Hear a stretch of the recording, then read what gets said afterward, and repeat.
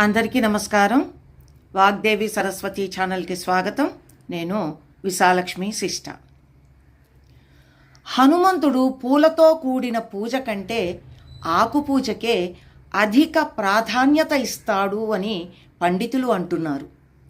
హనుమంతుడికి ఆకుపూజ చేస్తే అనేక గండాలు, ఆర్థిక ఇబ్బందులు, ఈతి బాధలు తొలగిపోతాయి అని ఆధ్యాత్మిక నిపుణులు అంటున్నారు. హనుమంతుడు ఆకుపూజకు ఇష్టపడడం ఎందుకు అంటే, హనుమంతుడు లంకా నగరానికి వెళ్ళి సీతమ్మ వారి జాడని తెలుసుకుంటాడు. ఆమెకి ధైర్యం చెప్పి శ్రీరాముడి సైన్యం పట్ల లంకా నగర వాసులకు భయం కలిగేలా చేస్తాడు.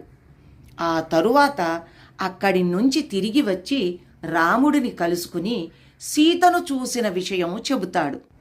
సంతోషించిన శ్రీరాముడు అక్కడ గల తమలపాకులని తెంపి మాలగా చేసి ఆయన మెడలో వేసి అభినందిస్తాడు.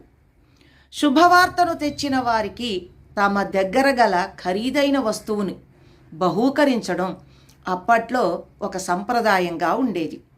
రాముడు వనవాసంలో ఉన్నాడు.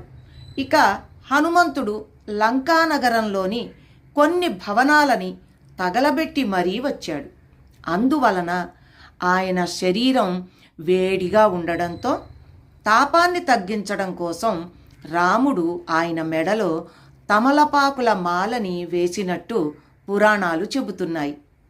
ఆ తమలపాకుల మాల మెడలో పడగానే అప్పటి వరకు హనుమంతుడు పడిన శ్రమనంతా మరచి సంతోషంతో పొంగిపోయాడు. అందుకే తమలపాకులతో పూజ చేస్తే కోరుకున్న వరాలని హనుమంతుడు ప్రసాదిస్తాడట. అంజనానందనం వీరం జానకీ శోకనాశనం కపీశమక్షహంతారం వందే లంకా భయంకరం బుద్ధిర్బలం యశోధైర్యం నిర్భయత్వమరోగతాం అజాడ్యం వాక్పటుత్వం చ హనుమత్ స్మరణా భవేత్.